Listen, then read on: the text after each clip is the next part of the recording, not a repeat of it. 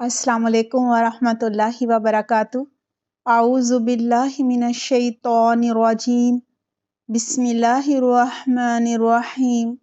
رب اشرح لی صدری ویسر لی امری واحلل عقدۃ من لسانی یفقہوا قولی۔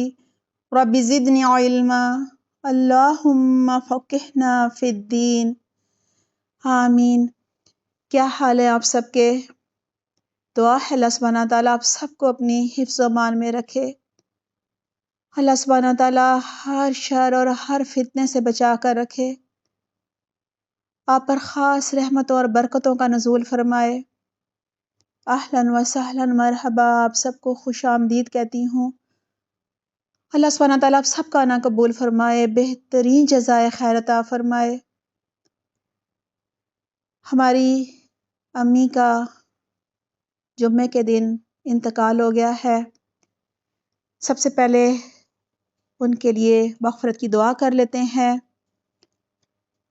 اللہم اغفر امی وارحمہا وعافیہا واعف عنہا واکرم نزلہا ووسع مدخلہا واغسلہا بالماء والثلج والبرد ونقیہا من الخطایا کما نقیت الثوب الابیض من الدنس وابدلہا دارا خیرا من دارہا واہلا خیرا من اہلہا وزوجا خیرا من زوجہا وادخلہا الجنۃ وعزہا من عذاب القبر ومن عذاب النار۔ یا رب العالمین ان کی بخشش فرما دے، ان پر رحم فرما دے، انہیں درگزر کر کے انہیں معاف فرما دے، ان کی اچھی مہمانی کر دے، ان کے داخل ہونے کی جگہ کو کشادہ کر دے، اور انہیں پانی، برف اور اولوں سے دھو ڈال، اور ان کی خطاؤں کو اس طرح صاف کر دے جیسے تو سفید کپڑا میل کچیل سے صاف کر دیتا ہے، اور ان کے گھر سے بہتر گھر، اور ان کے گھر والوں سے بہتر گھر والے، اور ان کے ساتھی سے بہتر ساتھی عطا فرما، اور انہیں جنت میں داخل فرما، اور انہیں عذاب قبر اور آگ کے عذاب سے بچا لے۔ وَعِذْهَا مِنْ عَذَابِ الْقَبْرِ وَمِنْ عَذَابِ النَّارِ، آمین اللہم آمین۔ دعا ہے اللہ سبحانہ تعالیٰ اس درس کو ہماری امی کے لیے، آپ سب کے لیے بہترین صدقہ جاریہ بنائے۔ اللہ سبحانہ تعالیٰ ہماری امی سے راضی ہو جائے۔ اللہ سبحانہ تعالیٰ آپ سب سے بھی اپنی رضا کے کام کروا لے، ہمارا خاتمہ بالایمان کرے، آمین اللہم آمین۔ آئیے سب سے پہلے جانتے ہیں ہمارا اس دنیا میں آنے کا مقصد کیا ہے، ہم کیوں بھیجے گئے ہیں۔ سورہ ملک کی آیت نمبر 2 میں ہے کہ اللہ سبحانہ تعالیٰ نے ہمیں یہ زندگی اور موت کیوں دی ہے، اس کی وجہ بتائی گئی ہے۔ الذی خلق الموت والحیات، اللہ نے یہ زندگی اور موت اس لیے دی ہے، لیبلوکم ایکم احسن عملا، تاکہ وہ تمہاری آزمائش کرے کہ تم میں سے کون احسن اور اچھے عمل کرتا ہے۔ اکثر یہ سوال آتا ہے ہمارے ذہنوں میں کہ ہم کیوں پیدا کیے گئے ہیں، کس مقصد سے آئے ہیں، کیا کرنا ہے ہمیں؟ کیا دنیا کی نعمتوں سے مزے کرنے کے لیے آئے ہیں؟ کھاؤ پیو عیش کرو، میچنگ جوتے، پرس، جیولری، کپڑے، بس انہی میں پڑے رہو، اچھے اچھے ہوٹلز میں جا کے کھانے کھاؤ، اور جو جو شوق ہیں وہ پورے کرو، اور بس اس دنیا سے چلے جاؤ۔ نہیں، اس آیت میں کہا جا رہا ہے کہ اللہ نے یہ زندگی موت اس لیے دی ہے تاکہ تمہاری آزمائش کرے، یعنی تمہارا امتحان لے، تمہیں پرکھے۔ کیا پرکھے؟ کہ تم میں سے کون احسن عمل کرتا ہے۔ آئیے جانتے ہیں احسن عمل کیا ہوتے ہیں، تاکہ ہم اس دنیا کے امتحان میں پاس ہو جائے. یہ نہ ہو کہ جب رزلٹ نکلے قیامت کے دن حشر کے میدان میں تو پتہ چلے اللہ نہ کرے ہم فیل ہو گئے ہیں. اس دن تو نہ واپس آنے کی ہماری خواہش پوری کی جائے گی اور نہ ہی اس دن کوئی نجات کا ذریعہ ہوگا، نہ کوئی سفارشی ہوگی، اور نہ دنیا کا یہ جو مال و دولت جو ہم نے بینک بیلنس بنا لیے، اتنے انبار لگا لیے، نہ یہ کام آئیں گے. اس دن صرف احسن عمل کام آئیں گے. اچھے عمل، احسن عمل وہ ہوتے ہیں جو اخلاص کے ساتھ کیے جائیں، نیک نیتی کے ساتھ کیے جائیں اور مسنون طریقے سے کیے جائیں. مسنون طریقہ کون سا ہوتا ہے؟ یعنی قرآن و سنت کے مطابق کیے جائیں. ہمیں کیسے پتہ چلے گا کہ ہم جو کام کر رہے ہیں وہ واقعی قرآن و سنت کے مطابق ہے کہ نہیں؟ دیکھیں، اخلاص کا تعلق تو دل کے ساتھ ہے نا. ہم نے نیت کر لی، اے اللہ ہم صرف تجھے راضی کرنے کے لیے کام کر رہے ہیں، ہم صرف تجھ سے اجر چاہتے ہیں، بس تو ہم سے راضی ہو جا، ہمارا دوست بن جا، ہمارا ہاتھ پکڑ لے، ہمیں دنیا کی ہر مشکل، ہر آزمائش سے بس نکال دے اور ہمیں ہدایت کے راستے پر چلا دے جو کہ جنت میں لے کر جاتا ہے. ہم سے اپنی پسند کی، اپنی رضا کے کام کروا لے. لیکن وہ رضا کے کام کیا ہوں گے؟ ہمارے بزرگ، ہمارے بڑے جو ہمیں کہتے ہیں، کیا وہ ہوں گے؟ ہو سکتے ہیں اگر وہ قرآن و سنت کے مطابق ہوں. ہمیں کیسے پتا چلے گا کہ ہماری پیاری سی دادی جان جو ہمیں کام کرنے کو کہہ رہی ہیں کہ دیکھو فلاں مر گیا ہے، ایک قرآن پڑھ کے بخش دو، یا بہت ساری یہ جو گٹھلیاں ہوتی ہیں ان کو اکٹھا کر کے ان پہ کوئی تسبیح پڑھ لو.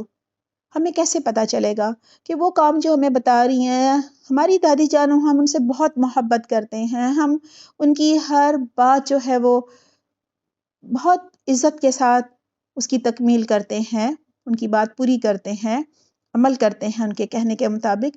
کیا ہم عمل کر لیں گے؟ یہ کیسے ہمیں پتا چلے گا کہ انہوں نے جو کام ہمیں کہا ہے وہ ہمیں کرنا ہے کہ نہیں کرنا؟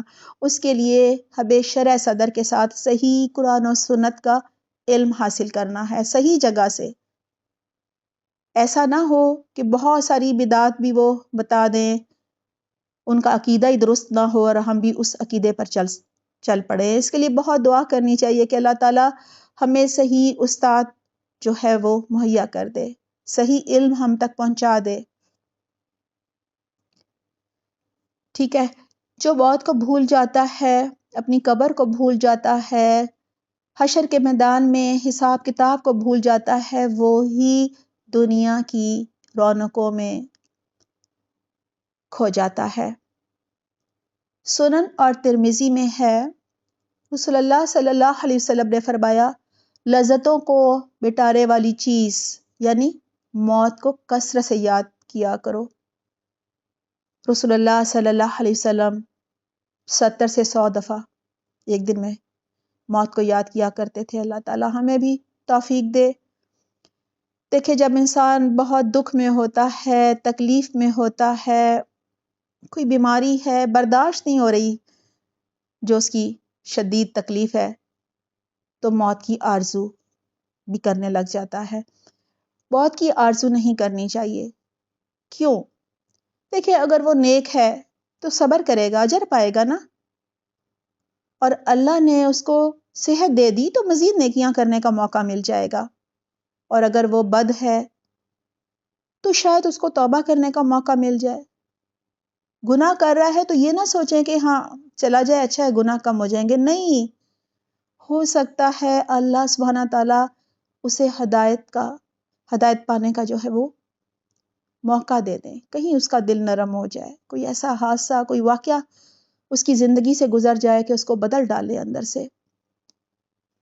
حضرت انس رضی اللہ عنہ سے روایت ہے، رسول اللہ صلی اللہ علیہ وسلم نے فرمایا، اللہم احیینی ما کانت الحیات خیرا لی وتوفنی اذا کانت الوفات خیرا لی.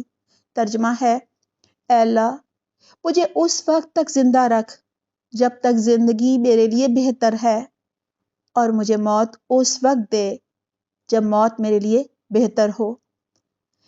دیکھیں، اللہ رب العزت کے علاوہ کوئی نہیں جانتا کہ انسان کو کس جگہ، کس دن اور کس گھڑی میں موت آئے گی، اور جب موت کا وقت آ جاتا ہے تو پھر اسے کوئی ٹال نہیں سکتا۔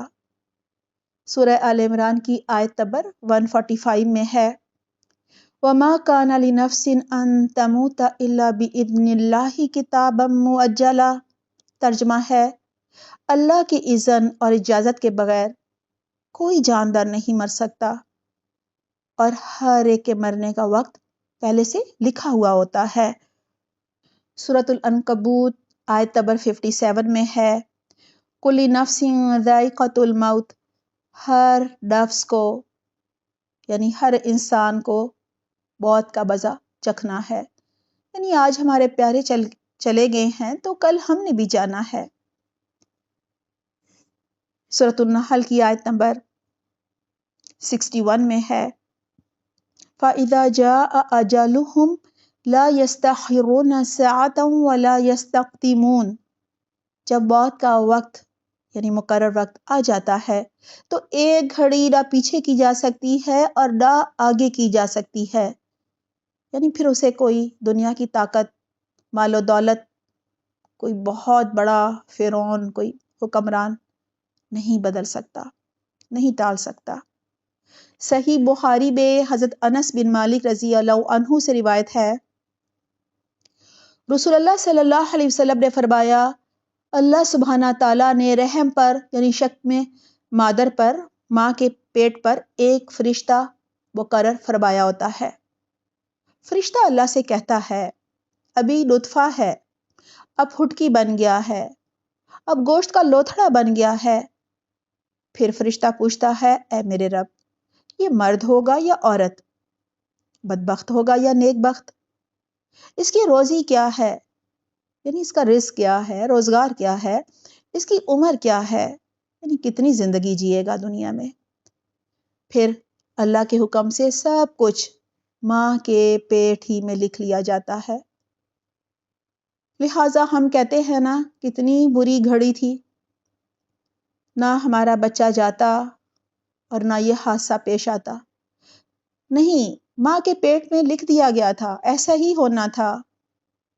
آپ یاد کریں نا، سورۃ الکہف میں ہے، جب خضر علیہ السلام نے ایک بچے کی گردن اڑا دی تو حضرت موسیٰ علیہ السلام جو ہیں وہ بہت زیادہ غم میں چلے گئے، دکھ میں چلے گئے۔ انہوں نے کہا کہ یہ آپ نے کیا کر دیا؟ تو انہوں نے حکمت بتائی۔ کہا جاتا ہے، زیادہ تر یہی رائے ہے کہ وہ کوئی فرشتے تھے۔ انہوں نے کہا کہ اللہ سبحانہ تعالیٰ نے اب والدین کو اس سے بہتر اولاد دینی ہے، کیونکہ اس نے فتنے کا باعث بننا تھا۔ یعنی اللہ کے ہر حکم میں کوئی نہ کوئی، اللہ کے ہر فیصلے میں کوئی نہ کوئی حکمت اور مصلحت ہوتی ہے، وہ چھپی ہوئی ہوتی ہے، ہمیں اس وقت نہیں سمجھ آتی۔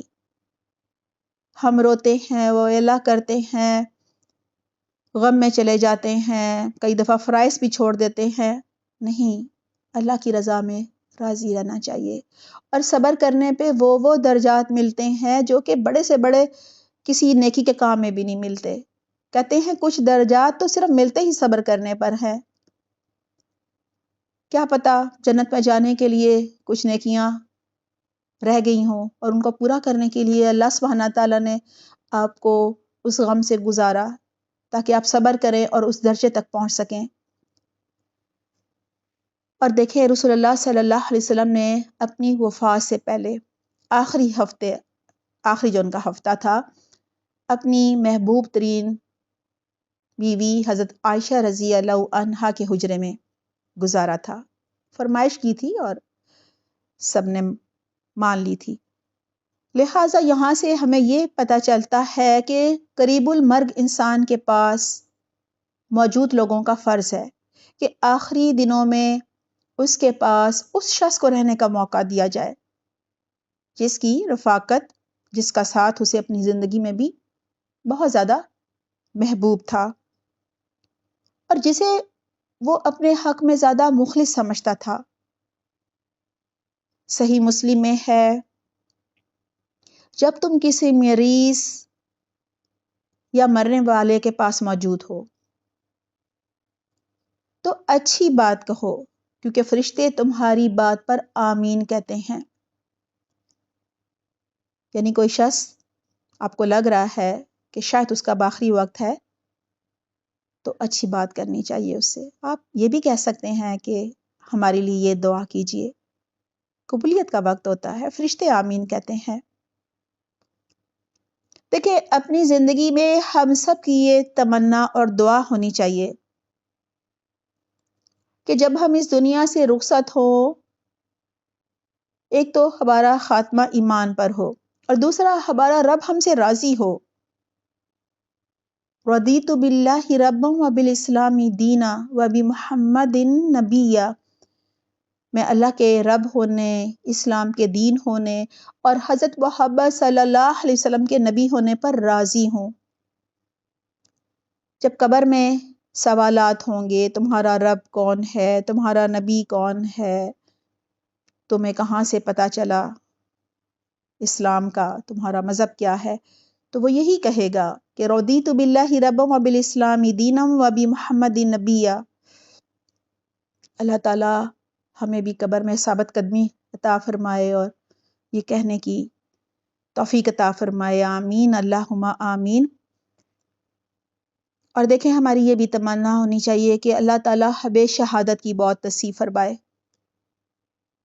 دیکھیں، ہم خواتین کو شہادت کی بہت پانے کے لیے میدان جنگ میں جانا ضروری نہیں ہے۔ کہا جاتا ہے جب ایک مرد مومن جہاد پر جاتا ہے اور اس کی بیوی گھر کی دیکھ بھال کرتی ہے، بچوں کی دیکھ بھال کرتی ہے، اپنی عزت کی بھی حفاظت کرتی ہے، تو اس کو بھی اتنا ہی اجر ملتا ہے جتنا کہ اس کے شوہر کو ملتا ہے۔ دو طرح کے شہید ہوتے ہیں، ایک حقیقی شہید جو کہ میدان جنگ میں شہید ہوتا ہے، دوسرا حکمی شہید۔ آئیے جانتے ہیں کن کن کے لیے احادیث میں شہادت کی بشارت، خوشخبری جو ہے وہ دی گئی ہے۔ نمبر 1، ڈوب کر مرنا۔ نمبر 2، دب کر مرنا، یعنی کوئی گھر گر گیا، کوئی تودا گر گیا، کوئی گلیشیئر کے نیچے دب گیا۔ اسی طرح سے جو ہے مائنز ہوتی ہیں نا، کانے کوئلے کی، اور اس طرح دیگر آپ نے سنی ہوں گی کہ اس میں مزدور کام کر رہے ہوتے ہیں اور وہ دب جاتے ہیں، ایسا سنا ہوگا، یہ وہ سب اس میں آ جاتے ہیں۔ پھر آسمانی آفت سے مرنا، طوفان آ گیا یا بہت برف باری ہو گئی، کوئی بھی آسمانی آفت، اس میں جتنی آفات ہوتی ہیں وہ سب اس میں ہے۔ پھر طاعون، ہیضہ، پھیپھڑوں کی بیماری یا دیگر جو وبائی امراض ہوتے ہیں، جیسا کہ ابھی کورونا وائرس آیا تھا، وہ سب اس میں آ جاتے ہیں۔ پھر نمبر 5 ہے مسافر کا سفر کے دوران مرنا۔ نمبر 6، ظالم کے ظلم کی وجہ سے مرنا، یعنی اس میں میدان جنگ میں تو نہیں انسان جاتا، جیسے کہ حضرت عمر رضی اللہ عنہ، حضرت علی رضی اللہ عنہ، حضرت عثمان رضی اللہ عنہ کی شہادتیں ہوئی تھیں۔ میدان جنگ میں تو نہیں گئے تھے نا، ظالموں نے انہیں شہید کیا تھا۔ نمبر 7، پیٹ کے درد میں مرنا۔ نمبر 8، زچگی میں، یعنی بچہ پیدا کرتے ہوئے مرنا۔ نمبر 9، اللہ کا دین سیکھنے یا سکھانے کے دوران مرنا۔ اس میں چاہے بہت بستر پر آئے، کوئی دین سیکھ رہا ہے یا سکھا رہا ہے تو وہ شہداء فی سبیل اللہ کہلائے گا۔ اللہ تعالی ہمیں بہترین توفیق دے کہ ہم آخری سانس تک دین سیکھتے رہیں یا پھر سکھاتے رہیں۔ اللہ ہمیں اس کے لیے چن لے، اس کام کے لیے۔ پھر ہے نمبر 10، کوئی چھت سے گر کر مر گیا۔ اور اسی طرح کچھ اور بھی ہیں، جیسے کہ جان و مال کو بچاتے ہوئے مرنا۔ کوئی ڈاکو چور آ گیا اور آپ اپنا مال نہیں دے رہے، اس کی حفاظت کر رہے ہیں اور جان دے دی، اور عزت کی حفاظت کرتے ہوئے جان دینا، یہ سب اس میں آ جاتا ہے۔ سورہ آل عمران کی آیت نمبر 169 میں ہے وَلَا تَحْسَبَنَّ الَّذِينَ قُتِلُوا فِي سَبِيلِ اللَّهِ أَمْوَاتًا بَلْ أَحْيَاءٌ عِندَ رَبِّهِمْ يُرْزَقُونَ۔ ترجمہ ہے جو لوگ اللہ کی راہ میں مارے جاتے ہیں ان کو مردہ نہ کہو، مردہ نہ سمجھو، وہ مرے ہوئے نہیں ہیں بلکہ اللہ کے نزدیک زندہ ہیں اور ان کو رزق مل رہا ہے۔ حدیث میں ہے کہ شہداء جو ہیں وہ قندیلوں میں ہوتے ہیں اور وہ قندیلیں اللہ سبحانہ تعالیٰ کے عرش کے نیچے لٹک رہی ہوتی ہیں۔ ان کی روحیں سبز پرندوں میں ہوتی ہیں جو کہ جنت کے باغات میں اڑتے پھرتے ہیں اور رزق پاتے ہیں، پھل کھاتے ہیں وہاں پہ۔ سبحان اللہ۔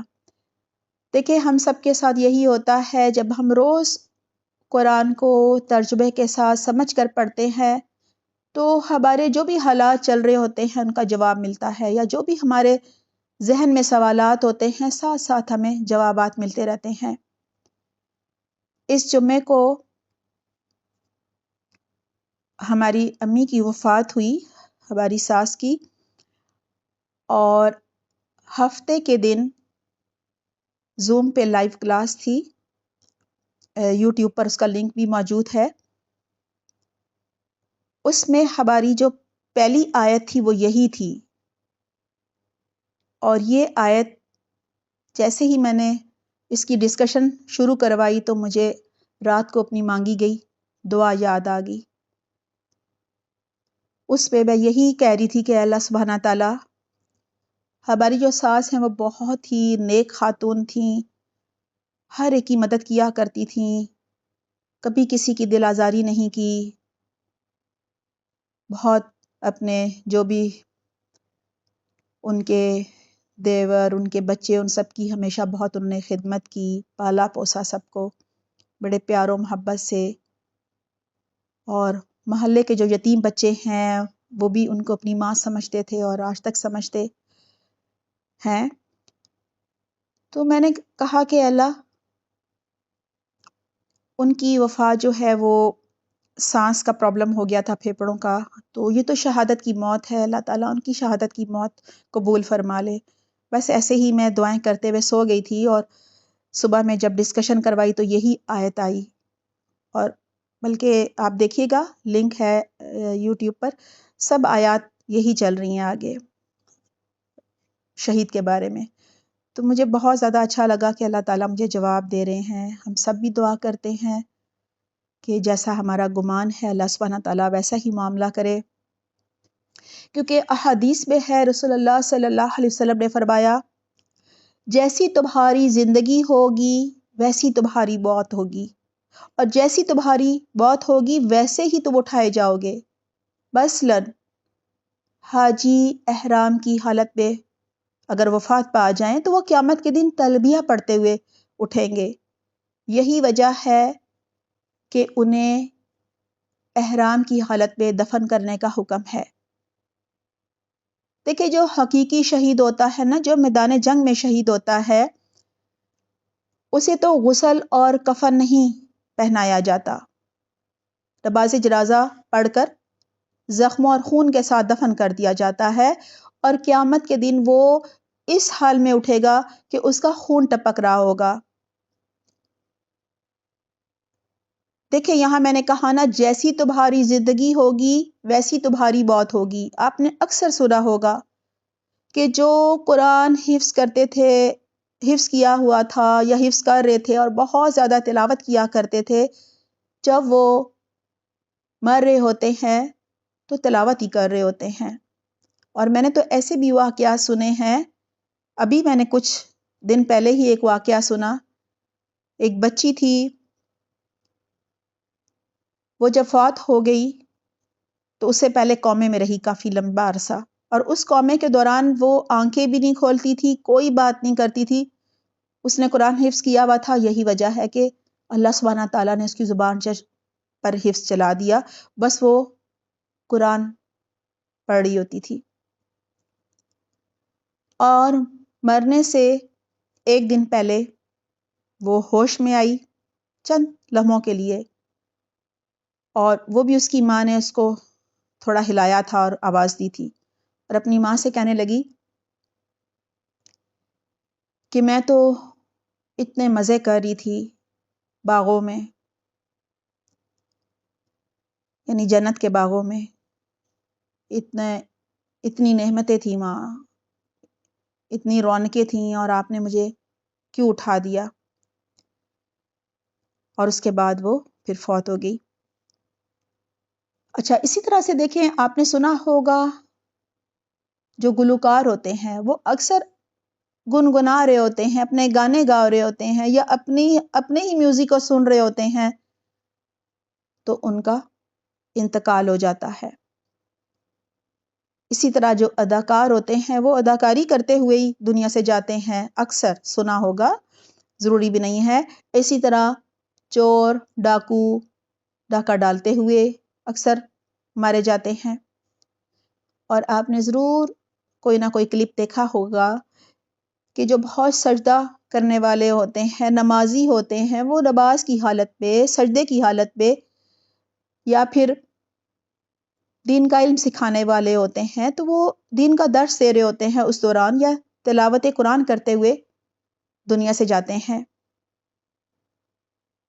اور دیکھیں، ہمیں ایک حدیث تو ملتی ہے کہ جو حقیقی شہداء ہوتے ہیں ان میں وہ شہید جو اپنے جان و مال کے ساتھ اپنی جان دیتا ہے، اس کا درجہ بہت زیادہ بلند ہے باقی شہداء سے۔ جان و مال کے ساتھ سے یہ مراد ہے کہ وہ اپنا گھوڑا، اپنا اسلحہ، زادے راہ سب کچھ لگا رہا ہوتا ہے۔ لیکن ایسی ہمیں کوئی آیت یا حدیث نہیں ملتی کہ حقیقی اور حکمی دونوں طرح کے شہداء میں کوئی اجر و ثواب میں فرق ہے۔ ویسے تو دو اقسام ہیں نا، ایک حقیقی شہید اور ایک حکمی، لیکن اجر میں ہمیں ایسا کچھ ملتا نہیں۔ امید ہے اللہ سبحانہ تعالیٰ دونوں کے ساتھ ایک جیسا معاملہ کرے گا، ایک جیسے درجات عطا فرمائے گا، اور دعا ہے اللہ سبحانہ تعالیٰ ہمیں بھی ان سب برائیوں اور گناہوں سے محفوظ رکھے جو اللہ کو ناراض کرنے والے ہیں، اور اللہ تعالیٰ ہمیں نیک اعمال کی توفیق عطا فرمائے تاکہ ہم انہیں کرتے ہوئے دنیا سے جائیں، خاتمہ بالایمان کرے، شہادت کی موت نصیب فرمائے۔ دیکھیں، اللہ سبحانہ تعالیٰ نے اپنے نیک بندوں کی موت کے وقت کی کچھ نشانیاں بھی بتائی ہیں، یعنی ان نشانیوں کو دیکھ کر اندازہ ہو جاتا ہے کہ ان کا خاتمہ جو ہے وہ خیر پر ہوا ہے۔ آئیے ان پر ایک نظر ڈال لیتے ہیں۔ وہ نشانیاں ہیں: نمبر 1، مرتے وقت کلمہ لا الہ الا اللہ پڑھنا، یعنی یہ پڑھنے کی توفیق مل جانا۔ ابو داؤد میں ہے، رسول اللہ صلی اللہ علیہ وسلم نے فرمایا، مرتے وقت جس کی زبان پر آخری الفاظ لا الہ الا اللہ ہوں گے وہ جنت میں داخل ہوگا۔ نمبر 2، پیشانی پر پسینہ آنا۔ مسند احمد میں ہے، رسول اللہ صلی اللہ علیہ وسلم نے فرمایا، مومن کی موت کے وقت اس کی پیشانی پر پسینہ ہوتا ہے۔ ہماری والدہ اور پھر ہماری ساس دونوں کو میں نے اپنی آنکھوں سے دیکھا کہ جب ان کی وفات ہوئی تو ماتھے پر میں نے ہاتھ لگایا تو پسینہ تھا بہت زیادہ۔ ہم اچھا گمان کرتے ہیں۔ اور پھر نمبر 3 ہے جمعے کی رات یا جمعے کے دن موت آنا۔ جمعے کی رات، جب جمعرات کے دن مغرب ہوتی ہے تو جمعے کی رات شروع ہو جاتی ہے، اور پھر جمعے کا دن اگلا ہو گیا، اور ہماری امی کا جمعے کے دن انتقال ہوا تھا۔ اللہ تعالیٰ ان کے ساتھ اچھا معاملہ کرے۔ مسند احمد میں ہے، حضرت عبداللہ بن عمر رضی اللہ عنہ کہتے ہیں، رسول اللہ صلی اللہ علیہ وسلم نے فرمایا، جو مسلمان جمعے کے دن یا جمعے کی رات کو فوت ہوا اللہ اسے قبر کے فتنے سے بچائے گا۔ دیکھیں، ان علامات کے علاوہ اور کوئی علامت جو ہے اس کے بارے میں ہم نہیں کہہ سکتے کہ جی اس کے بارے میں کوئی ایسی حدیث یا آیت ہمیں نہیں ملتی. بس یہی 3 نشانیاں ہیں. اور ہمیں ایسا نہیں کہنا چاہیے کہ وہ جنت میں گیا ہوگا. ہاں، ہم امید کر سکتے ہیں، دعا کر سکتے ہیں. ایسا کہنا منع ہے. میں آپ کو ایک حدیث بھی بتاتی ہوں. اعلیٰ رضی اللہ عنہ نے حضرت عثمان بن مظعون رضی اللہ عنہ کے بارے میں جب ان کی وفات ہوئی تو کہا کہ میں گواہی دیتی ہوں کہ اللہ نے انہیں عزت کی جگہ دی ہے، یعنی عزت کا مقام دیا ہے. رسول اللہ صلی اللہ علیہ وسلم نے فرمایا کہ تمہیں کیسے معلوم ہوا کہ اللہ نے ان کو عزت دی ہوگی؟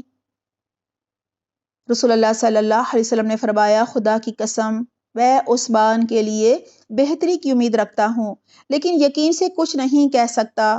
خدا کی قسم میں اللہ کا رسول ہوں، لیکن مجھے معلوم نہیں میرے ساتھ کیا ہوگا. یہاں سے ہمارے لیے بھی لمحہ فکریہ ہے کہ کوئی چھوٹی سی نیکی کر کے ہمیں یہ نہیں سوچ لینا چاہیے کہ جی ہم بہت نیک ہیں. حضرت ابو ہریرہ رضی اللہ عنہ کو یاد کیجئے، کتنی احادیث روایت کی، اور ایک حدیث ہے جس میں وہ بار بار روتے نہیں، بے ہوش بھی ہو جاتے ہیں ساتھ، جس میں انہیں یہ ہے کہ پتہ نہیں میرے ساتھ قیامت کے دن کیا معاملہ ہوگا، میرا کیا انجام ہوگا. مسند احمد میں ہے جو مسلمان بھی مرے اور 4 قریبی پڑوسی اس کے حق میں بھلائی کی گواہی دے کہ وہ بھلا تھا، نیک تھا، تو اللہ سبحانہ تعالیٰ فرماتے ہیں میں نے تمہاری بات مان لی اور جو تم نہیں جانتے اسے بھی معاف فرما دیا. یعنی اگر کوئی کمی کوتاہی تھی جو ان کو نہیں معلوم تو میں نے وہ بھی معاف فرما دی. الحمدللہ ہماری ساس کی بہت سارے ہمسایوں نے گواہی دی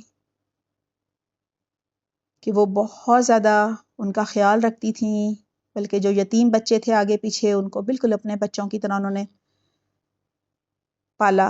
اللہ تعالیٰ ہماری ساس کے درجات بلند کرے، آمین اللہم آمین. بہت سا دینا. حضرت عائشہ رضی اللہ عنہا سے روایت ہے رسول اللہ صلی اللہ علیہ وسلم نے حضرت عثمان بن مظعون رضی اللہ عنہ کی میت کو روتے ہوئے بھوسا دیا تھا. اسی طرح رسول اللہ صلی اللہ علیہ وسلم کا جب وہ سال ہوا تھا تو حضرت ابو بکر رضی اللہ عنہ نے ان کے ماتھے پر بھوسا دیا تھا. بھوسا دینا مسنون عمل ہے. دیکھیں، ایک مرنے والے کو غسل دینا، کفن پہنانا، نماز جنازہ پڑھنا اور پھر دفن کرنا یہ فرض کفایہ ہے. یعنی کچھ یہ ادا کر لیں لوگ ایک علاقے کے تو سب کی طرف سے ادا ہو جاتا ہے. بالکل اسی طرح مغفرت کی دعا مانگنا بھی زندوں پر میت کا ایک اہم اور آخری حق ہے. یہ سوچ کر بھی اپنے پیاروں کے لیے روزانہ مغفرت کی دعا کرنی چاہیے. کیا سوچ کر؟ یہ سوچ کر کہ آج ان کو ہماری دعاؤں کی ضرورت ہے تو کل ہم بھی قبر میں بے بس پڑے ہوں گے، ہم بھی دوسروں کی دعاؤں کے محتاج ہوں گے.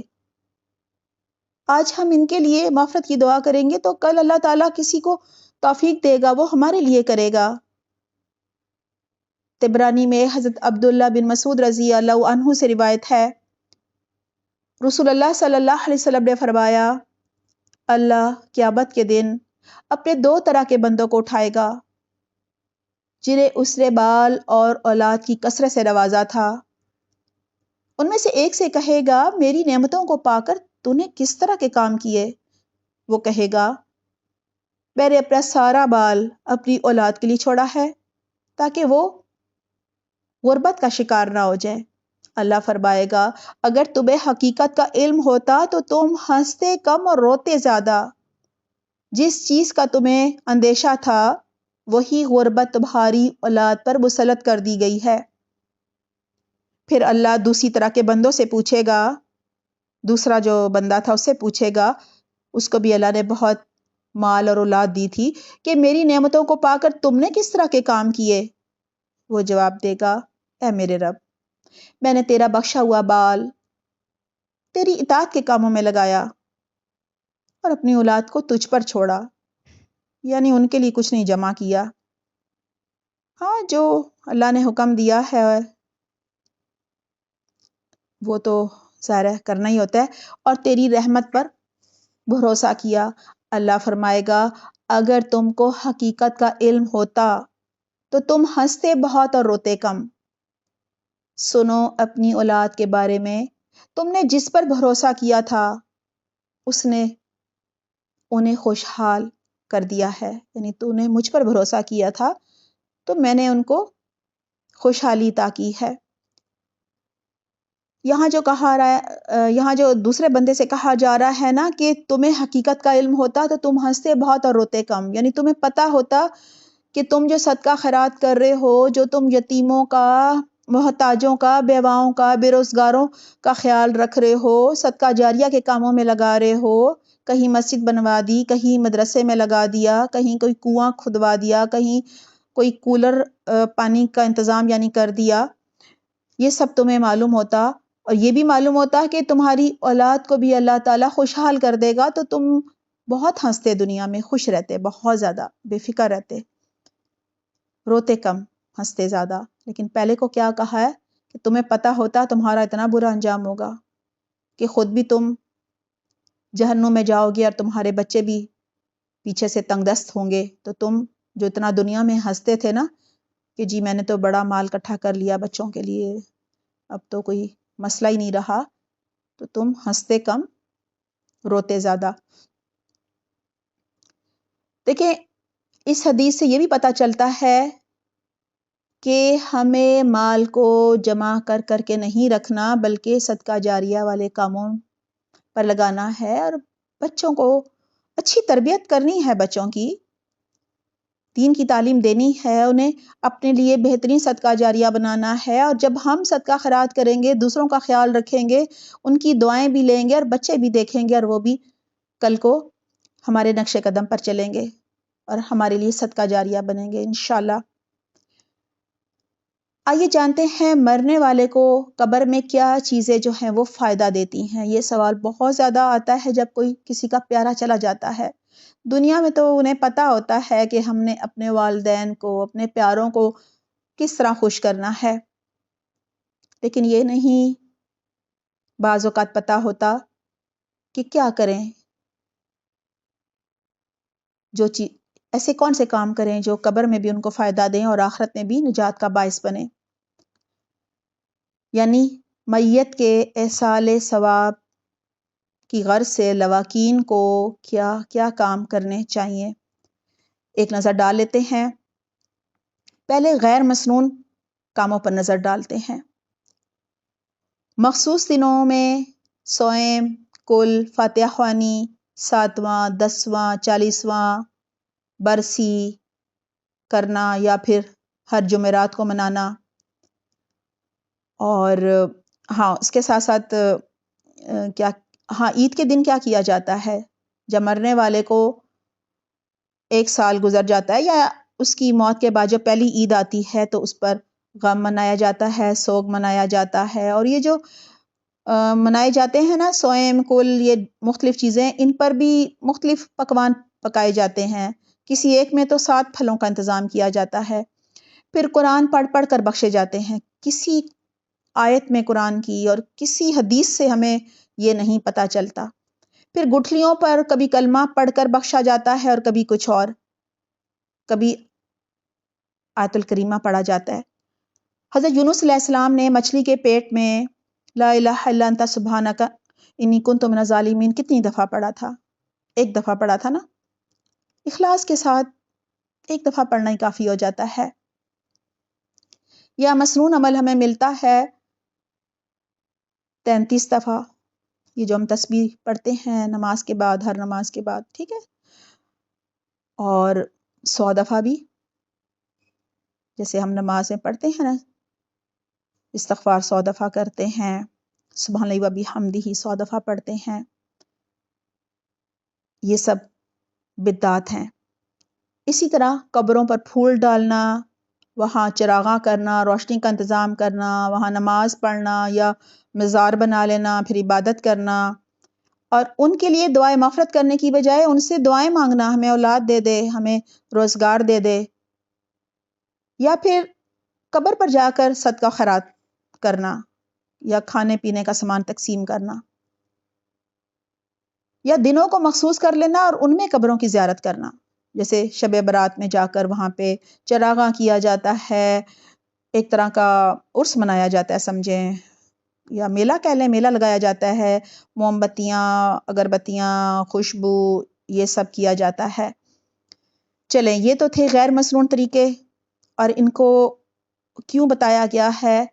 اگر ہم میں سے کوئی ان کو کرتا ہے تو توبہ استغفار کرے اور آئندہ نہ کرنے کا عہد کرے، کیونکہ قرآن میں ہے کہ ہر جو بدعت ہے نا، یہ بدعت ہے نا، ہر بدعت گمراہی ہوتی ہے، اور ہر گمراہی جہنم میں لے کر جاتی ہے۔ اللہ تعالی ہم سب کو بدعات سے بچنے کی بہترین توفیق عطا فرمائے، آمین اللہم آمین۔ آئیے اب اصالِ ثواب کے مسنون طریقے جانتے ہیں۔ صحیح مسلم میں ہے، حضرت ابو ہریرہ رضی اللہ عنہ کہتے ہیں، رسول اللہ صلی اللہ علیہ وسلم نے فرمایا، مرنے کے بعد انسان کے اعمال منقطع ہو جاتے ہیں، یعنی ثواب ملنے کا سلسلہ بند ہو جاتا ہے، صرف 3 چیزیں کام آتی ہیں، یعنی سوائے 3 چیزوں کے جن کا ثواب میت کو پہنچتا ہے۔ وہ کیا ہے؟ نمبر 1 صدقہ جاریہ، نمبر 2 لوگوں کو فائدہ دینے والا علم، نمبر 3 نیک اولاد جو میت کے لیے مغفرت کی دعائیں کرتی ہے۔ ان تینوں کو باری باری ہم دیکھیں گے انشاءاللہ، تاکہ ہمیں اپنے پیاروں کے لیے، صالح ثواب کے لیے جو مختلف اللہ تعالیٰ نے ہمیں بہت سارے کام ہیں جو ہم کر سکتے ہیں، ان کو کرنے کی اللہ ہمیں توفیق عطا فرمائے۔ ایک اور حدیث میں ہے، یتبع المیت ثلاثۃ، مرنے والے کے پیچھے 3 چیزیں جاتی ہیں، یعنی جب اس کو تدفین کے لیے لے کر جاتے ہیں تو ساتھ 3 چیزیں جاتی ہیں۔ یتبعہ اہلہ ومالہ وعملہ، اس کے پیچھے جاتے ہیں اس کے گھر والے، اس کا مال اور اس کا عمل۔ فیرجع اثنان ویبقى معہ واحد، بس 2 چیزیں واپس لوٹ آتی ہیں اور ایک چیز اس کے ساتھ باقی رہ جاتی ہے۔ واپس لوٹنے والی 2 چیزیں جو ہیں وہ اس کا مال اور اس کے گھر والے ہوتے ہیں، اس کا ذکر آگے آ رہا ہے، فَيَرْجِعُ أَهْلُهُ وَمَالُهُ وَيَبْقَى عَمَلُهُ، تو واپس لوٹ آتے ہیں اس کے گھر والے اور اس کا مال، اور باقی رہتا ہے، یعنی ساتھ جاتا ہے اس کا عمل۔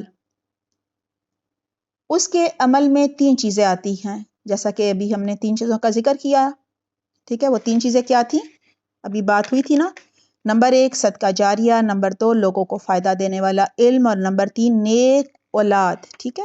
یہ بھی ہم بات کریں گے انشاءاللہ، اس میں شاگرد بھی آ جاتے ہیں۔ مجھے امید ہے یہ حدیث جو ہے وہ واضح ہوگی کہ جب تدفین کے لیے لے کر جاتے ہیں تو 3 چیزیں ساتھ جاتی ہیں، ان میں سے 2 جو ہیں وہ لوٹ آتی ہیں اور 1 مرنے والے کے ساتھ چلی جاتی ہے۔ ظاہر رشتہ دار جاتے ہیں تدفین کے لیے، وہ سب تو پھر واپس آ جاتے ہیں نا دفنانے کے بعد، اسی طرح مال بھی واپس آ جاتا ہے، وہ تو گھر میں ہی رہ جاتا ہے نا، واپس لوٹ آتا ہے، اور ساتھ جاتا ہے اس کا عمل، اور عمل میں یہ 3 چیزیں ہیں، ٹھیک ہے؟ نمبر 1 صدقہ جاریہ، صدقہ جاریہ میں کیا آئے گا؟ دین کی بھلائی کے لیے کام کرنا، کوئی مسجد بنوا دینا یا اس میں کوئی حصہ ڈال دینا، دینی مدرسہ بنا دینا، اس میں اپنا کوئی حصہ ڈالنا۔ آج کل ہم ایک مدرسہ بنا رہے ہیں، اللہ کی توفیق سے پلاٹ ہم نے ایک لے لیا ہے، دوسرا ابھی عنقریب لینے والے ہیں، پھر انشاءاللہ مدرسہ بنائیں گے۔ کوئی بھی اس میں اپنا حصہ ڈالنا چاہے تو ضرور ڈال سکتا ہے۔ پھر مسافر خانہ بنانا، شفا خانے کی تعمیر کرنا، پانی پلانے کا انتظام کرنا، اس میں دیکھیں کنواں بھی ہو سکتا ہے، کوئی یہ جو آج کل بند بنتے ہیں نا، ڈیم کہہ لیں آپ، اس میں بھی آپ حصہ ڈال سکتے ہیں. کہیں نہر کی کھدائی ہو رہی ہے، یا پھر چھوٹے پیمانے پہ بھی کیا جا سکتا ہے. مٹکے میں پانی ڈال کے یا جو پلاسٹک کے کولر ہوتے ہیں وہ رکھ دیں. اگر آپ کو لگتا ہے کہیں پہ کوئی گھر بن رہا ہے، مزدور ہیں، یا وہاں سے ماسیوں کا کام کرنے والے غریب لوگوں کا گزر ہوتا ہے، یا الیکٹرک کولر لگوا دیں. یہ تو مدرسے میں، مسجد میں، کہیں بھی لگوایا جا سکتا ہے. کسی شاپنگ سینٹر میں ضرورت ہے آپ کو لگ رہا ہے تو وہاں بھی. اسی طرح سایہ دار پھل یا پھلدار جو درخت ہوتے ہیں وہ لگانا. دیکھیں سایہ دار درخت ہوگا نا تو اس کے نیچے مسافر بیٹھیں گے، لوگ بیٹھیں گے، اور پھر آکسیجن بھی تو یہ جو درخت ہیں ان میں سے نکلتی ہے، یعنی ہوا جو ہے وہ صاف ہوتی ہے. اور پھلدار درخت سے اگر پرندے بھی پھل کھائیں گے تو وہ بھی صدقہ جاریہ ہے. کوئی انسان ان کو توڑ کے کھائے گا وہ بھی صدقہ جاریہ ہے. یعنی انسان اگر ان میں سے کچھ بھی کر کے اپنی زندگی میں چلا جائے گا تو مرنے کے بعد بھی اس کو قیامت تک اجر و ثواب ملتا رہے گا، خود بخود ملتا رہے گا. کچھ نہیں کرنا، بس وہ کر آیا جو اس نے کرنا تھا. اللہ تعالیٰ ہمیں بہترین توفیق دے، ان سب کاموں میں ہم اپنا کچھ نہ کچھ حصہ ضرور ڈالیں. مسند احمد میں ہے، حضرت ابو ہریرہ رضی اللہ عنہ سے روایت ہے، سعد بن عبادہ رضی اللہ عنہ کی والدہ فوت ہو گئیں. تو سعد رضی اللہ عنہ نے کہا، اے اللہ کے رسول، میری ماں فوت ہو گئی ہے، کیا میں ان کی طرف سے خیرات کر سکتا ہوں؟ آپ صلی اللہ علیہ وسلم نے فرمایا، ہاں کر سکتے ہو. سعد رضی اللہ عنہ نے عرض کیا، کیا خیرات کرنا بہتر ہے، یعنی میں کیا چیز خیرات کروں؟ آپ صلی اللہ علیہ وسلم نے فرمایا، پانی کا انتظام کرو. اسی طرح اگر مرنے والے نے اپنی زندگی میں کسی سنت کو زندہ کیا تھا تو اس کے جانے کے بعد جو جو اس سنت پر عمل کرے گا اس کا ثواب میت کو ملتا رہے گا. سنت کو زندہ کرنا کیا ہے؟ یعنی ہم نے دیکھا ہمارے گھر میں بچے کچھ کھا پی رہے ہیں تو چلتے پھرتے کھا پی رہے ہیں، تو ہم ان سے کہیں کہ نہیں، بیٹھ کر کھاؤ پیو. قرآن میں ہے یہ چلتے پھرتے کھانا پینا تو جانوروں کا کام ہے. یا ہم انہیں کہیں کہ جو بھی کام کریں، کھانا کھائیں، پانی پئیں، کوئی دنیا کا کام کریں، بسم اللہ کریں، سیدھے ہاتھ سے اس کام کو کریں. بیت الخلاء میں جاتے ہوئے دعا پڑھیں، نکلتے ہوئے پڑھیں، سوتے ہوئے پڑھیں، اٹھتے ہوئے جاگنے کی دعا جو ہے وہ پڑھیں، گھر سے جانے کی دعا پڑھیں، سفر کر رہے ہیں تو سفر کی دعا پڑھیں. یہ سب ہم انہیں اگر سکھائیں گے اور کر کے بھی دکھائیں گے. اسی طرح بہت ساری حدیث ہیں، انشاءاللہ اگلی دفعہ ان پر بات کر لیں گے بہت ڈیٹیل سے، کہ وہ سب سنت کو زندہ کرنا ہے. مثلا اذان ہو گئی ہے، آپ اس کا جواب دے رہے ہیں، سب کو کہہ رہے ہیں کہ اذان کے وقت نہیں بات کرتے، بالکل خاموشی اختیار کر لو. وہ آپ سے سیکھ رہے ہیں، اس وقت ہو سکتا ہے وہ آپ کی بات نہ بھی مانے. اور دیکھیں یہ جو اذان ہوتی ہے اس کا جواب تبھی دیتے ہیں جب وہ بالکل کلیئر آپ کو سنائی دے رہی ہو. اگر سمجھ نہ آ رہی ہو کیا کہا جا رہا ہے، بہت دور سے آواز ہو، پھر جواب نہیں دیا جاتا. اور ایک دفعہ دے دیا جائے تو پھر ہر اذان کا جواب دینا ضروری نہیں ہوتا. ٹھیک ہے، تو یہ ہے سنت کو زندہ کرنا. اسی طرح نیکیوں کا حکم دینا اور برائیوں سے روکنا، جسے کہا جاتا ہے امر بالمعروف اور نہی عن المنکر. یہ بہت مشکل کام ہوتا ہے. جب آپ کسی کو برائی سے روکتے ہیں تو وہ بعض اوقات بہت زیادہ ناراض بھی ہو جاتا ہے، لیکن اس کا اجر بہت زیادہ ہے. جو کام جتنا مشکل ہوتا ہے اس کا اجر بہت زیادہ ہوتا ہے. تو اللہ تعالیٰ ہمیں بھی توفیق دے کہ ہم کسی کے ناراضگی کے ڈر سے یہ نہ کریں کہ اس کو بھلائیوں کا حکم دینا چھوڑ دیں، بھلائیوں کا بتانا چھوڑ دیں، نیکیوں کا بتانا چھوڑ دیں، اور برائیوں سے، گناہوں سے، بدی سے روکنا چھوڑ دیں. ٹھیک ہے، اگر کوئی مرنے والا ان چیزوں کی وصیت کر جائے، لکھ کر جائے کہ دیکھو میرے مرنے کے بعد کوئی بدعت نہ کرنا، یہ نہیں کہ لوگوں کو اکٹھا کر کے قرآن خوانیاں کر رہے ہو، بے ادبی ہو رہی ہے، کوئی پہلا پارا پڑھ رہا ہے، کوئی دوسرا پڑھ رہا ہے، کسی کو صحیح پڑھنا ہی نہیں آتا، کوئی ناپاکی کی حالت میں ہی پڑھ رہا ہے. ٹھیک ہے، اور بے ادبی بھی ہو رہی ہے. خود پڑھیں قرآن، شروع کریں، مکمل کریں جتنے عرصے میں کرتے ہیں، پھر دعا کریں.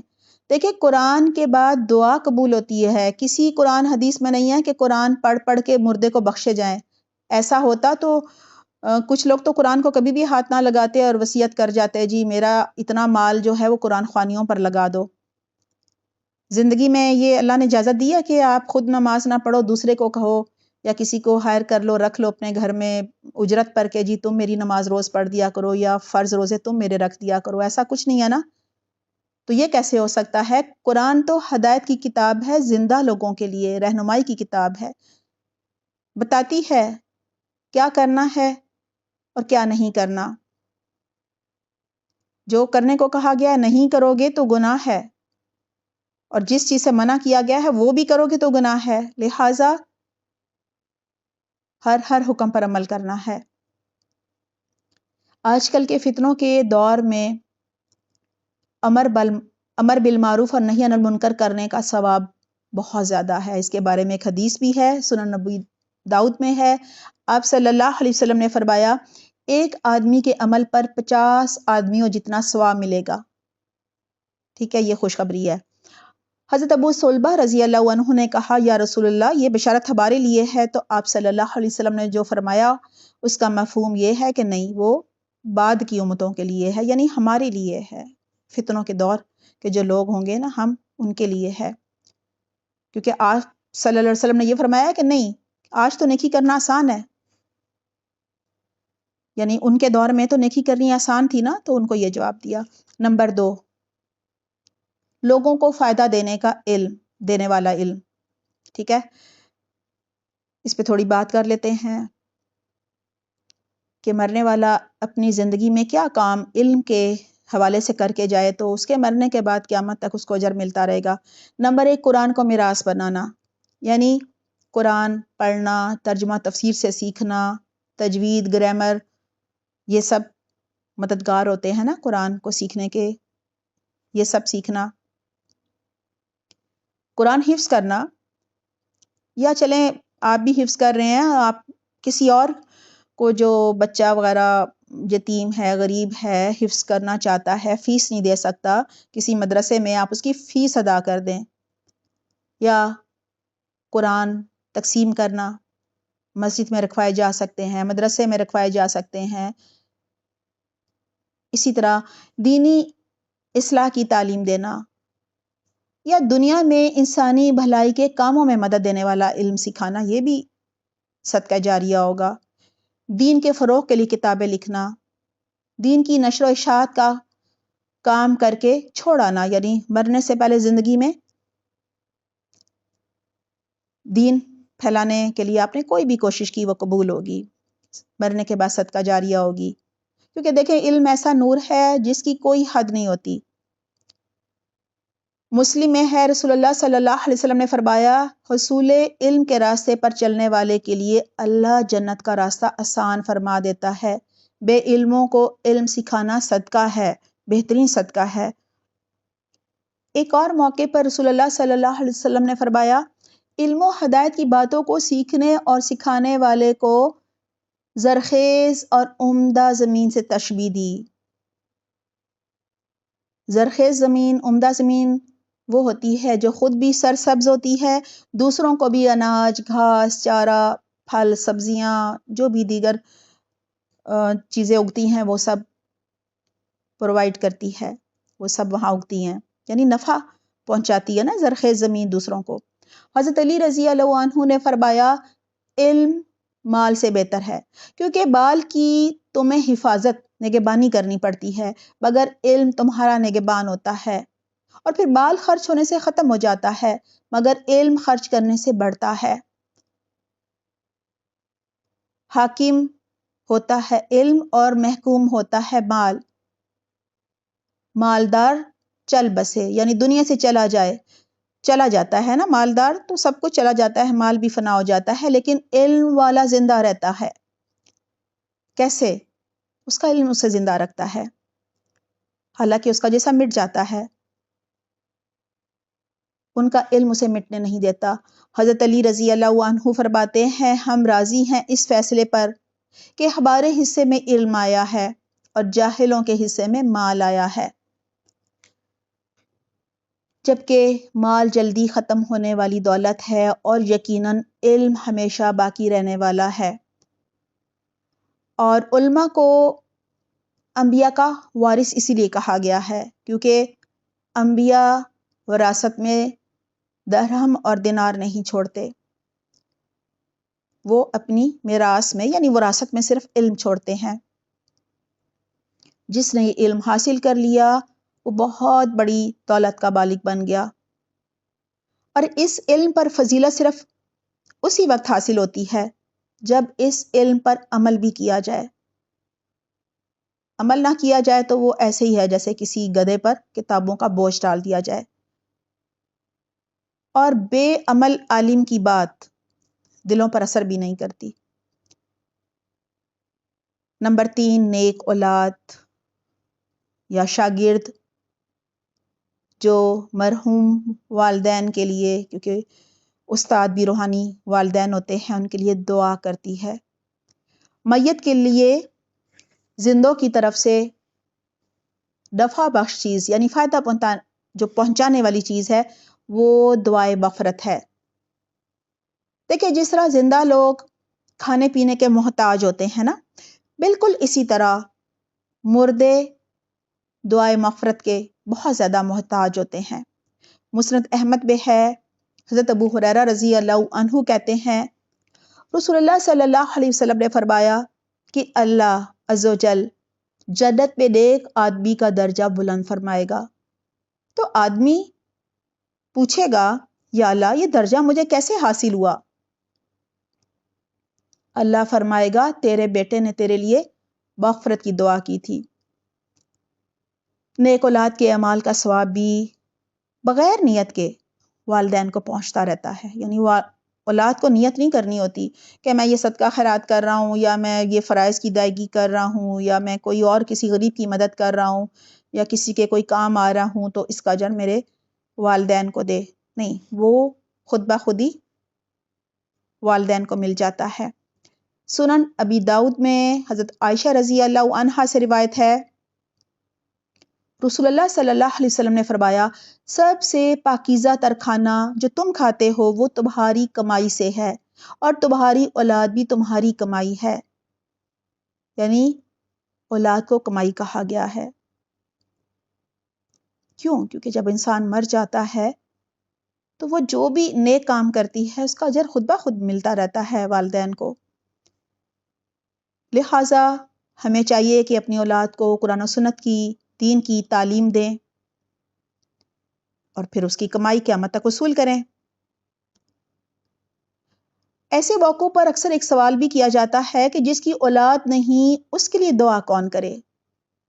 شاگرد بنائیں، وہ آپ کے لیے دعائیں کریں گے، آپ کے گھر والے، دوست، پڑوسی، رشتہ دار، یہ سب اللہ کی طرف سے عنایت کیے جاتے ہیں نا۔ آپ ان کے دکھ سکھ میں شریک ہوں، اچھے تعلقات رکھیں، کسی کی کوئی ضرورت ہے، کسی کو کسی مدد کی ضرورت ہے، کوئی تنگ دست ہے، آپ اس کی مدد کریں، احسان کا معاملہ کریں۔ دیکھیں جب احسان کا معاملہ کیا جاتا ہے نا تو دل سے دعا نکلتی ہے۔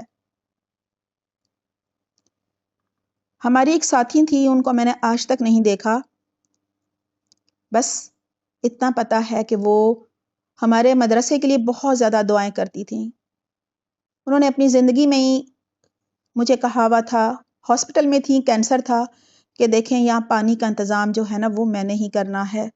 ایک دفعہ مجھے تصویر بھیجی کرسیوں کی، کیونکہ ان سے بولے صحیح نہیں جا رہا تھا، مجھے ان کی بات سمجھ نہیں آ رہی تھی کہ دیکھیں یہ جب آپ مدرسے میں رکھیں گی نا تو یہ میں نے یہ ڈالنا ہے حصہ۔ پھر مجھے پتا چلا ان کی وفات ہو گئی ہے۔ اللہ نے ان کی محبت ایسی میرے دل میں ڈالی کہ جس دن ان کی وفات ہوئی تھی اس دن سے لے کر آج تک میرا خیال ہے کوئی 1-2 دن شاید ایسے ہو بھی گئے ہوں، مجھے یاد نہیں، میں روزانہ جب اپنی والدہ کے لیے، اپنے والد کے لیے اور اب اپنی ساس کے لیے بھی دعا کرتی ہوں مغفرت کی، تو میں ان کی بھی ساتھ کرتی ہوں، ان کے لیے بھی مجھے اللہ نہیں بھلاتا۔ ایسا کبھی نہیں ہوا کہ میں نے اپنے والدین یا اب اپنی ساس کے لیے مغفرت کی دعا کی اور میں ان کو بھول گئی، ایسا کبھی نہیں ہوا۔ اور اگر ایسا کبھی ہوگا تو مجھے بہت زیادہ شرمندگی ہوگی اپنے آپ سے۔ بس اللہ نے یہ محبت دل میں ڈال دی، دیکھا بھی نہیں ہے ان کو، یہ کون ڈالتا ہے محبتیں؟ کیوں اللہ نے مجھے توفیق دی میں ان کے لیے دعا کروں؟ اللہ کے کام ہے، اللہ ہی جانے کس کے دل میں کس کے لیے کیا اللہ محبت ڈال دے۔ لہٰذا اللہ کے دین کے فروغ کے لیے جو مدرسہ بن رہا تھا اس کے لیے میں نے دیکھا کہ وہ بہت فکر مند ہے، تو یہی چیز اللہ کو پسند آ گئی کہ اللہ نے میرے دل میں ان کے لیے محبت ڈال دی۔ لہٰذا جب ہم احسان کرتے ہیں کسی کے ساتھ تو اس کے دل سے دعا نکلتی ہے، آپ کو کہنا نہیں پڑتا ہمارے لیے دعا کرو۔ اور اگر ہم اچھے تعلقات رکھیں گے تو ہم اس دنیا سے چلے جائیں گے تو اللہ ان کے دل میں ڈالے گا کہ وہ ہمارے لیے دعا کریں گے، ہمارے اچھے کاموں کا تذکرہ کریں گے۔ اسی طرح جو ہمارے پیارے یا چلیں جن کو ہم دنیا میں نہیں بھی اتنا پسند کرتے تھے، جب وہ دنیا سے چلے جائیں تو ان کی زیادتیوں کو بھلا دینا چاہیے۔ اگر ہم ان کی زیادتیوں کو اپنے دلوں میں رکھیں گے تو ہو سکتا ہے جب ہم اس دنیا سے چلے جائیں تو اللہ دوسروں کے دلوں میں بھی ایسے جذبات پیدا کر دے کہ وہ بھی ہماری زیادتیوں کو یاد رکھیں۔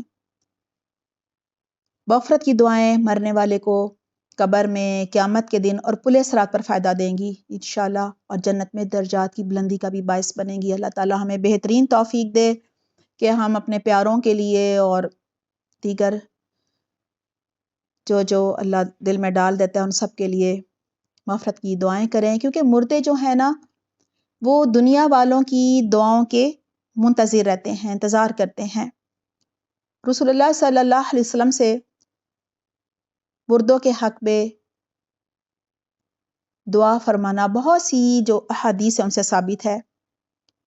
اسی طرح آپ صلی اللہ علیہ وسلم نے دوسروں کو بھی دعا کرنے کی تلقین کی ہے اور فرمایا ہے ایک مسلمان جب اپنے بھائی کی غیر موجودگی میں اس کے لیے دعا کرتا ہے تو وہ قبول ہوتی ہے۔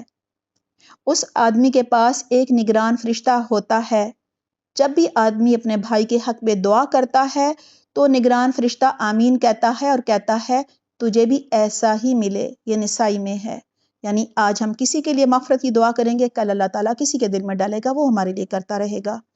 بہقی میں ہے، حضرت عبداللہ بن عباس رضی اللہ عنہ سے روایت ہے، رسول اللہ صلی اللہ علیہ وسلم نے فرمایا قبر میں میت کی مثال ڈوبنے والے اور فریاد کرنے والے کی طرح ہوتی ہے، جو اپنے ماں باپ، بہن بھائی یا کسی دوست کی دعا کا منتظر رہتا ہے، اور جب اسے مغفرت کی دعا پہنچتی ہے تو اسے یہ دعا دنیا جہان کی ہر چیز سے زیادہ محبوب ہوتی ہے۔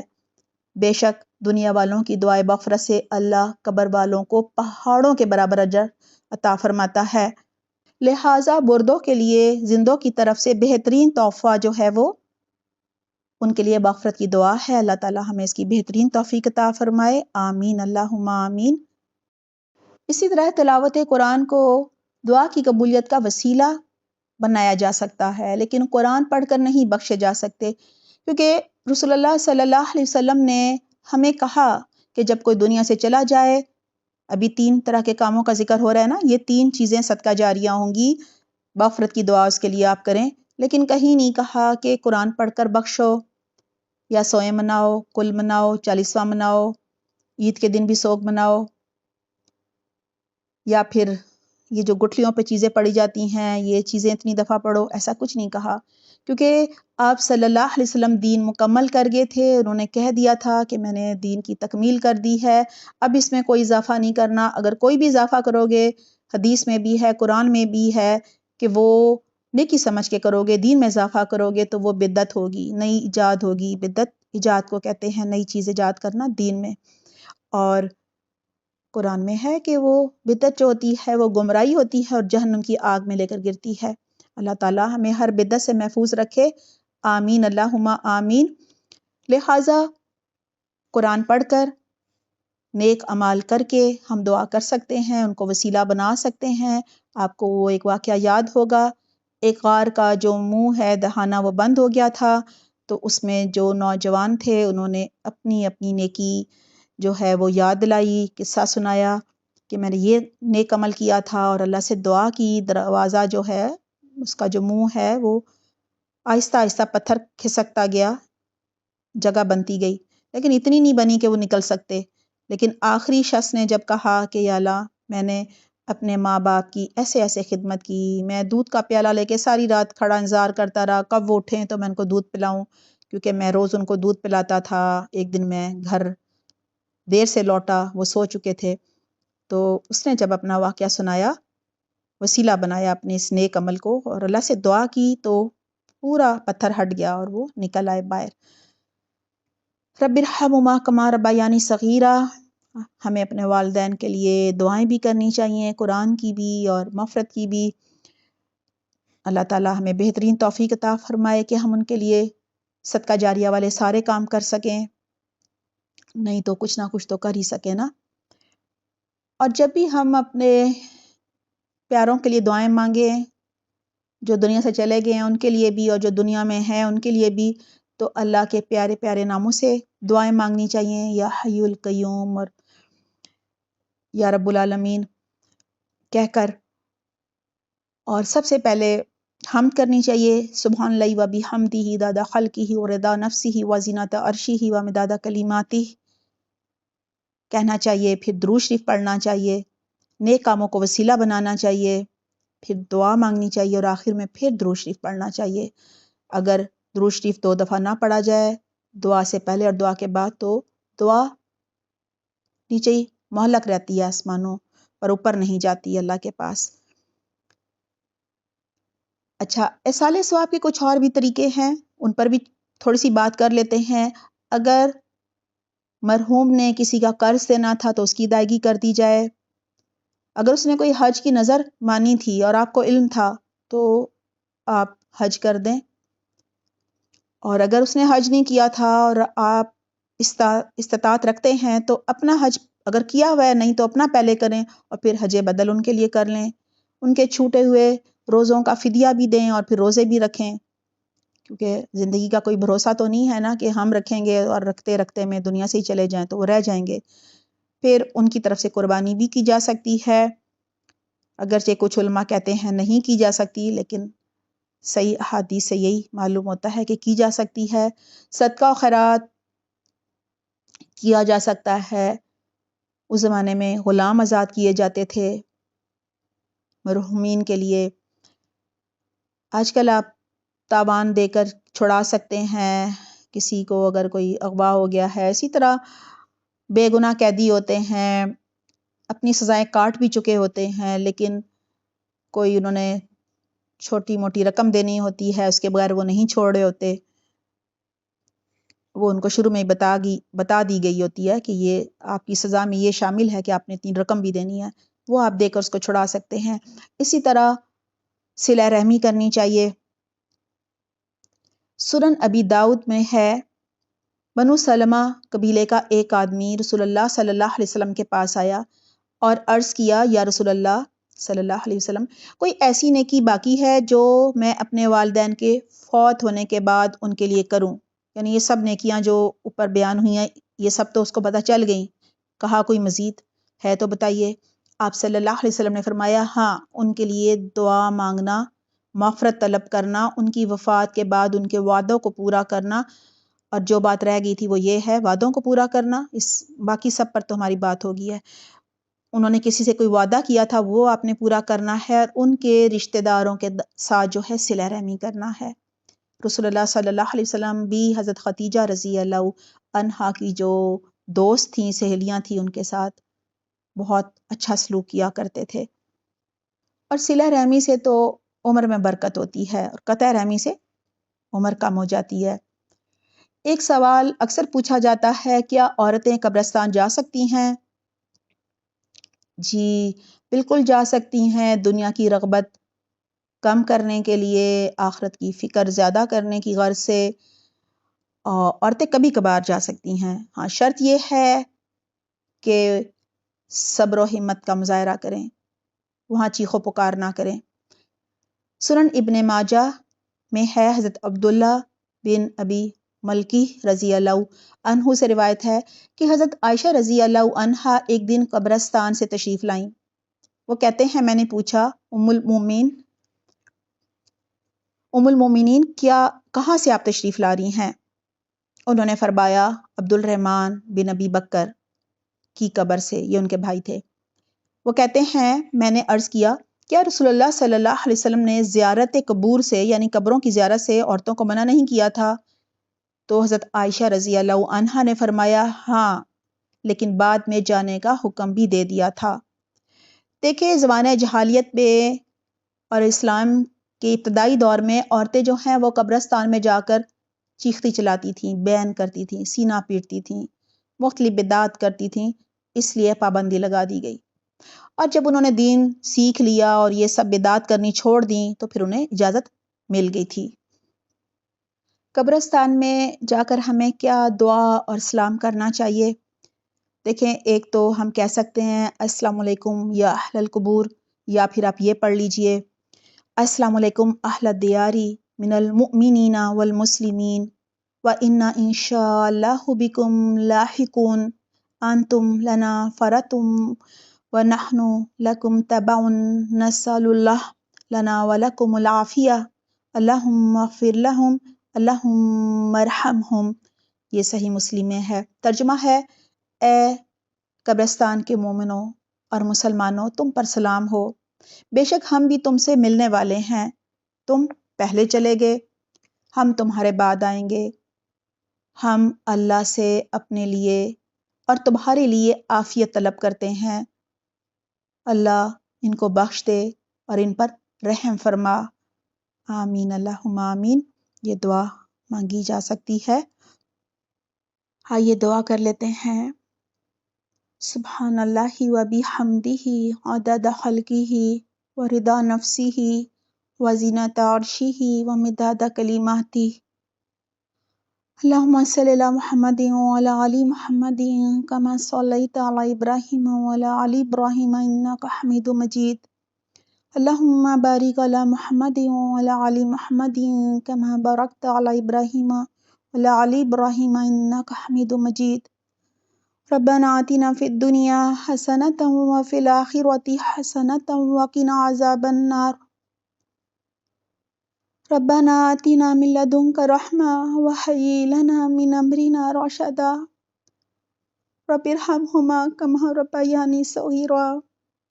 رب ارحمہما کما ربیانی صغیرا۔ رب ارحمہما کما ربیانی صغیرا۔ ربنا هب لنا من ازواجنا وذریاتنا قرۃ اعین واجعلنا للمتقین اماما۔ ربنا افرغ علینا صبرا وتوفنا مسلمین۔ ربنا افرغ علینا صبرا وثبت اقدامنا وانصرنا علی القوم الکافرین۔ ربنا اننا آمنا فاغفر لنا ذنوبنا وقنا عذاب النار۔ ربنا ظلمنا انفسنا وان لم تغفر لنا وترحمنا لنکونن من الخاسرین۔ ربنا اصرف عنا عذاب جہنم ان عذابها كان غراما انها ساءت مستقرا ومقاما۔ یا رب العالمین یا حی یا قیوم، ہم تیرے گناہ گار اور خطا کار بندے ہیں۔ یا رب العالمین اپنی رحمت اور برکت سے اس مجلس کے صدقے ہمارے گناہوں کو معاف فرما دے۔ یا رب العالمین ہماری امی کی، ہماری ساس کی اس جمعے کو وفات ہوئی ہے، ان کی بھی بہترین مغفرت فرما دے۔ یا رب العالمین تمام کبیرہ و صغیرہ خطائیں معاف فرما دے۔ یا رب العالمین ہم بھی اپنی نافرمانیوں کی معافی مانگتے ہیں۔ اے رب العزت ہمارا تیرے سوا کوئی معبود نہیں ہے، تیرے علاوہ ہمارا کوئی مددگار نہیں ہے، تیرے علاوہ ہمارا کوئی دوست نہیں ہے۔ ہم کس کے آگے ہاتھ پھیلائے، ہم کس سے مانگے؟ ہم تیرے ایک ہونے کی گواہی دیتے ہیں۔ کہتے ہیں نا جس کا رب اس کے سب اس کا رب ہوتا ہے، اس کے پاس سب کچھ ہوتا ہے۔ یا رب العالمین ہمیں اپنا دوست بنا لے، ہمارا قدم قدم پہ مددگار بن جا، تیرے سوا کوئی ہمارا مددگار نہیں ہے۔ یا رب العالمین ہم تیرے خالق، مالک، رازق، مدبر اور زندگی موت کے مالک ہونے کی گواہی دیتے ہیں۔ تیرے علاوہ کوئی تعریف کے لائق نہیں، تیرے علاوہ ہمارا کوئی ہمدرد نہیں، ہمیں قدم قدم پر تیری ضرورت ہوتی ہے۔ یا رب العالمین تیری مدد کے بغیر ہم ایک قدم نہیں چل سکتے، ہم کوئی نیکی نہیں کر سکتے، ہم کسی گناہ سے نہیں بچ سکتے۔ ہمارے گناہ تیری رحمت سے بڑے نہیں ہیں۔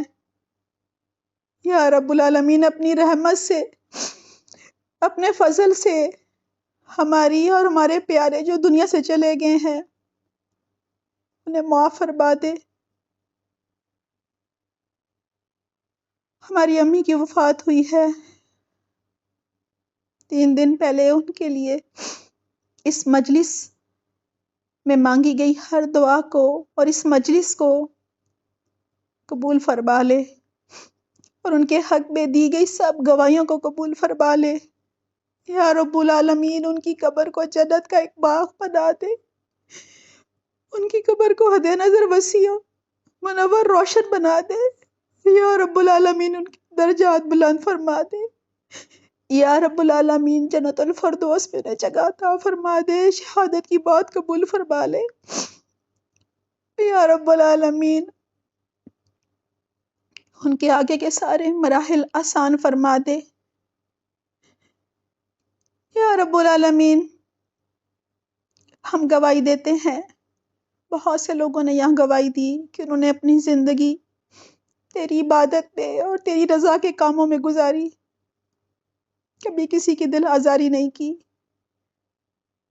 میں ان کی بہو تھی، مجھے نہیں یاد کہ کبھی کوئی ایسی بات ہوئی ہو کہ میری دل آزاری ہوئی ہو۔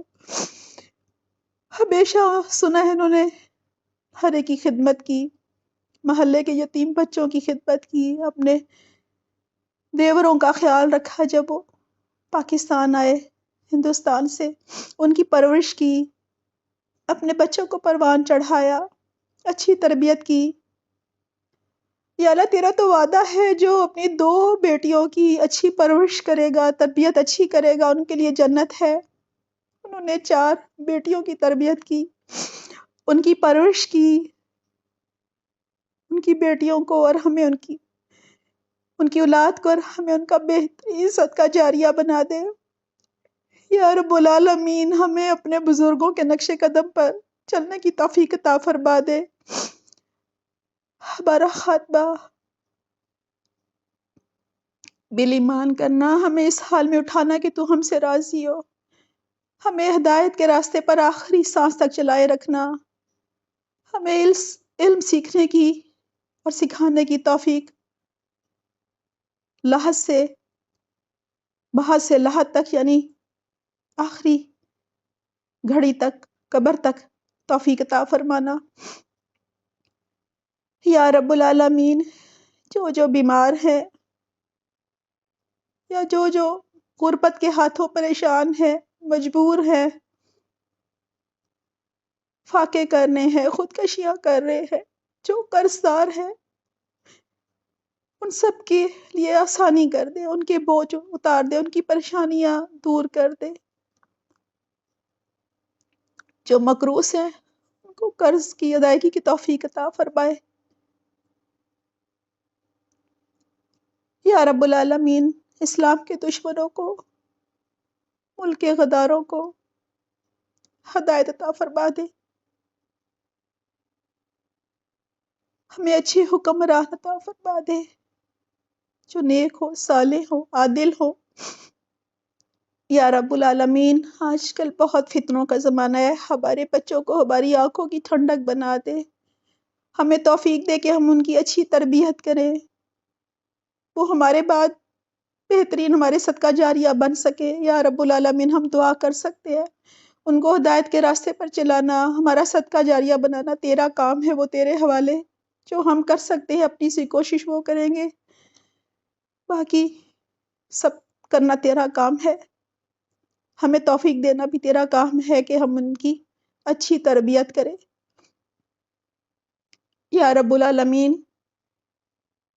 ہمیں مانگنا نہیں آتا، تجھے تو خوب دینا آتا ہے، اپنے فضل و کرم سے جو نہیں مانگا وہ بھی عطا کر دے۔ یا رب العالمین، ہماری ساس کی جو بیٹیاں ہیں، اپان، پروین باجی، نسرین باجی، شاہین باجی اور یاسمین، اور ہم سب گھر والوں کو صبر جمیل عطا فرما دے۔ یاسمین نے ان کی بہت خدمت کی ہے، اور باقی سب گھر والوں نے بھی اور ہم نے بھی اپنا کچھ نہ کچھ حصہ ڈالا ہے، اسے قبول فرما لے۔ یا رب العالمین، ہمیں ان کا بہترین صدقہ جاریہ بنا دے۔ یا رب العالمین، جو بے اولاد ہے ان کو اولاد کی نعمت نواز دے۔ یا رب العالمین، جو اپنی اولاد کے رشتوں کی وجہ سے پریشان ہے ان کو اپنی رحمت سے نیک اور صالح جوڑے عطا فرما۔ یا رب العالمین، اس قرآن کو ہمارے دلوں کی بہار بنا دے، ہمیں قرآن کو تھامنے والا بنا دے، ہمیں قرآن کو ترجمہ تفسیر سے سیکھنے والا بنا دے، اللہ کے ہر حکم پر عمل کرنے والا بنا دے۔ یا رب العالمین، ہم سے راضی ہو جا، ہماری ساری دعائیں قبول فرما لے۔ مجلس پر تو اللہ کا ہاتھ ہوتا ہے، رحمت کے فرشتے اس پر سایہ کرتے ہیں، آسمان تک ستون بن جاتا ہے۔